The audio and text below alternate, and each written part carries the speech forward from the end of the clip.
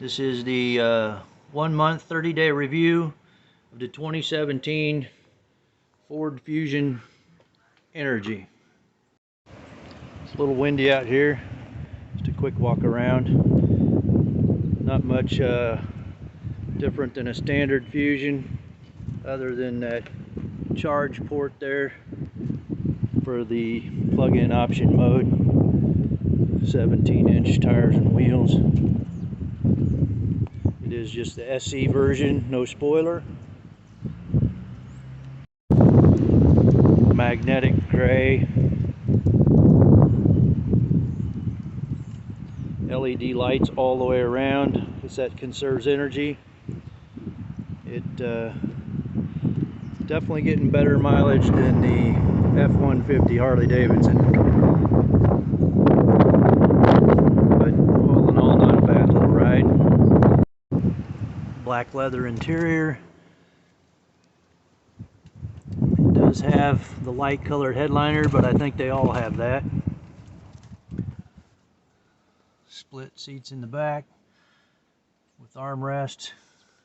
The double console here, the heater compartment, and the lower compartment.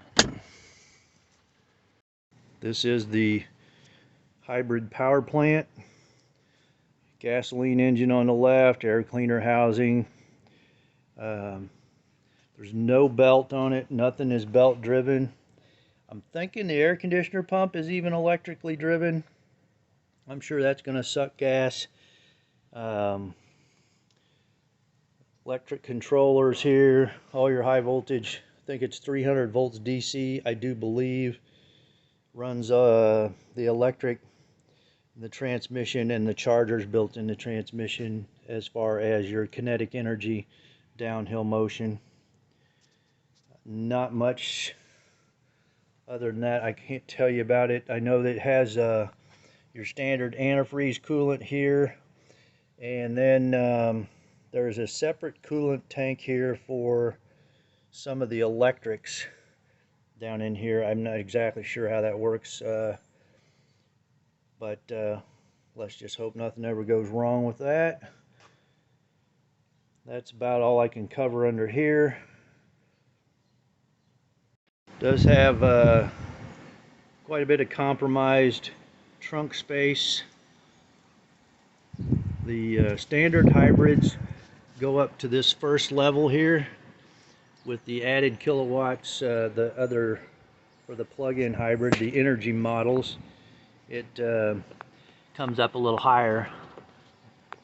This split rear seat does fold down, but as you can tell, there is not much room to stick anything through there. Maybe a set of skis or a piece of conduit or something. The 12-volt battery is in here.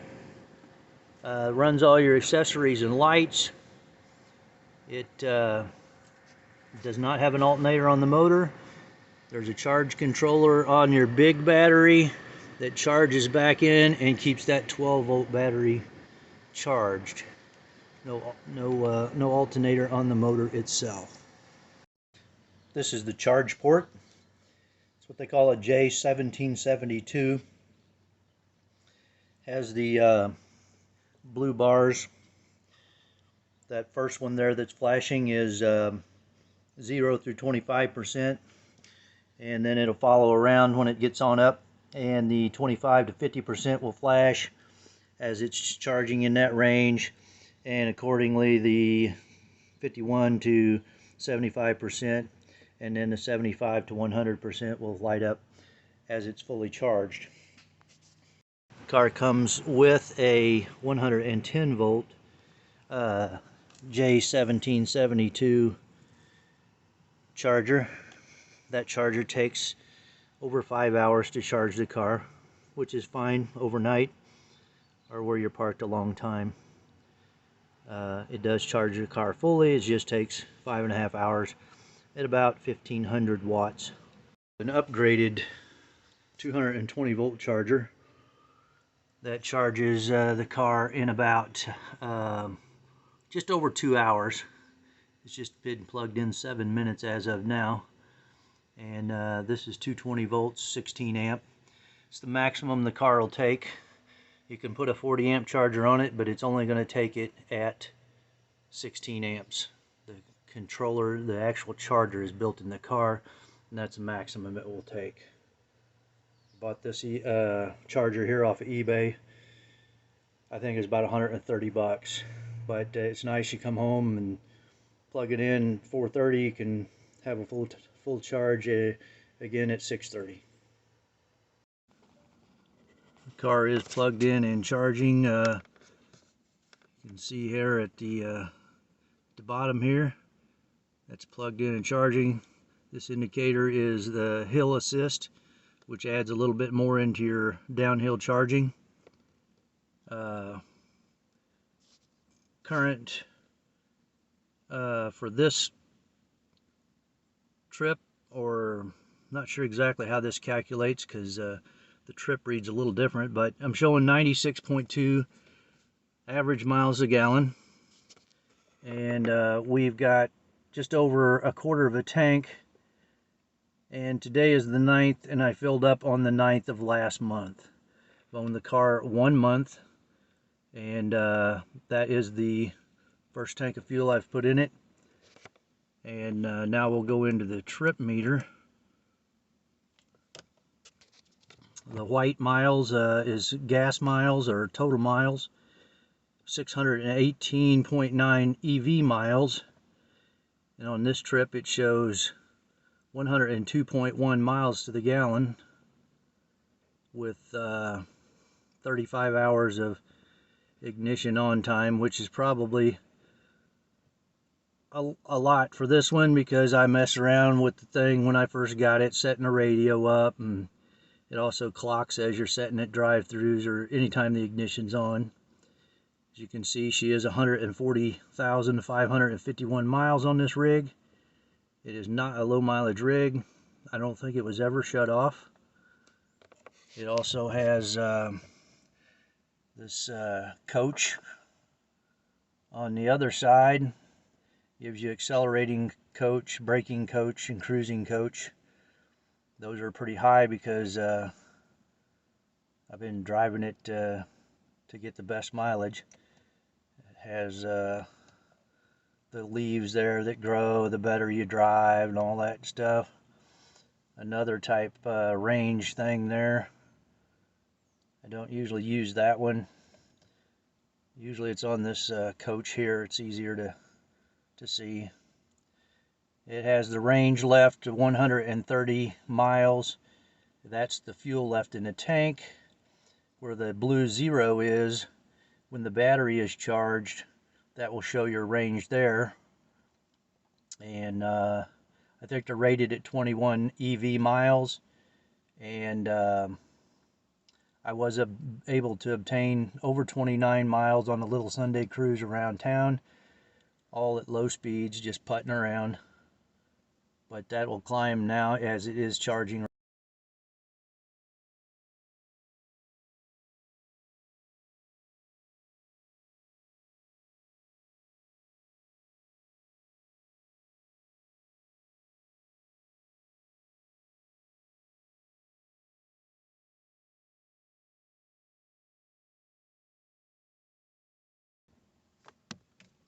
It does have the Sync 3 with navigation. It has the luxury package, has the heated seats,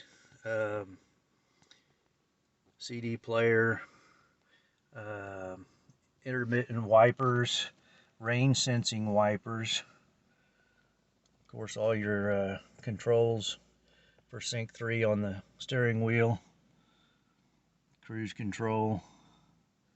It has the lane keep, which hit that button there, and then it lights up the little car between the lines there. Is helps you keep in the lanes. I don't really care for it. Sometimes I change lanes without using my signal, and it just kind of aggravating. It has a rotating knob shifter here with the low button. I can't tell hardly any difference at all when I push the low button. Has an electronic parking brake. It has the EV switch here. When you rotate the EV switch, you can put it directly in EV, which is strictly electric vehicle, or you can go into EV later if you have a charged battery and you would like to save that charged battery for a later time. You can use the EV button, and otherwise it always reverts back to automatic when you're not using that. This hill button here, when you've got that pushed, the little indicator there on the dash comes on, and when you're coasting down a hill, it adds resistance and puts more charge into the battery, which is alright if nobody's behind you, but I'm pretty sure your brake lights aren't on, and it's probably aggravating that you're slowing down and cars behind you are coming up on you with no brake lights. Has power windows, power mirrors, of course, memory seats, telescopic wheel, which is mechanical, black leather interior. Not a bad little car on the interior. It's got the all-weather mats in it, which need to get some carpet mats for. But it is charging now. It just came up, just got home. It's come up to 1 mile in the EV battery. 14% charge. Just had her plugged in for just a few minutes here. And the battery there on the side there will fill up as it's fully charged, and then it maintains about 50% when you're strictly in hybrid mode. Try to get a little action here of that working. The green light is on there. It is ready to drive. Need to put my seatbelt on. We'll take a little drive. And we're off. As quiet as can be. The small ring in the center is EV ring, and the large ring around the outside is your gas ring. Strictly in EV mode there. See the blue line go up on the EV. Says we have 3 miles of charge. And again, you can flip the button here to EV or EV later, and then it'll revert back, and you can see the outer band going up there is your gas mode. It uses gas and electric together to preserve your battery for later use. Or you can put it back in automatic mode, and it will use battery first and then go back to gas as needed. And the thing is almost silent, other than tire noise, a little bit of hum when driving around in the EV mode. As you're coasting, it shows regen circle on the battery there. It also gives you a brake score, how you did braking. And the coach on this side, you can see it gives you indicators there. If you romp on it, it shows you that you're not using good acceleration. That bar goes down. Cruising erratically, those go down. If you're coming up and doing real quick stops, your braking levels will go down. The higher you can keep all those, the better the mileage will be at the end of your trip. Eco Cruise, it varies a little bit to help give you better mileage. Has EV Plus mode. It knows when you're getting close to your destination, and it will go ahead and strictly use electric because it knows you're going to charge soon. End of every trip, when you shut the car off, as I'm doing right now, it gives you the trip summary. We drove 3.8 miles. 3.1 of that was electric vehicle miles, 0.6 of a mile in regen. Our energy usage was compared to 206.3 miles to the gallon. We used 0.6 of a kilowatt, and we got a 96% brake score on that little trip. It says with this driving style, on a full charge, we should get 24 miles out of that full charge, strictly electric. All in all, I kind of like this little thing. I bought this high mileage one just basically because it was cheap. Didn't know how it'd work out. I know that the 2017s, I think, are rated at 21 miles. I have got 29 plus miles, but being very frugal in my driving habits, I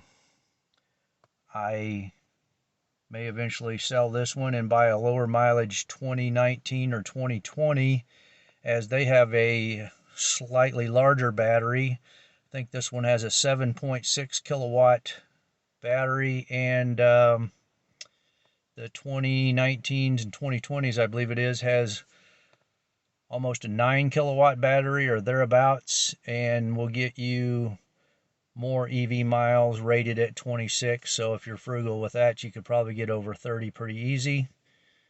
But all in all, I'm pretty happy with it. It rides great, being the extra weight of the big battery in the back is smooth as glass, smoother than some of my Lincolns I've had. So all in all, I would recommend this thing until something goes wrong with it, and then I'll be cussing it to no end or paying through the nose. But I think it's pretty cool. It's pretty neat. That's my review, my 30-day review of the 2017 Ford Fusion Energi, hybrid energy, plug-in hybrid. Thanks for watching. Like and subscribe.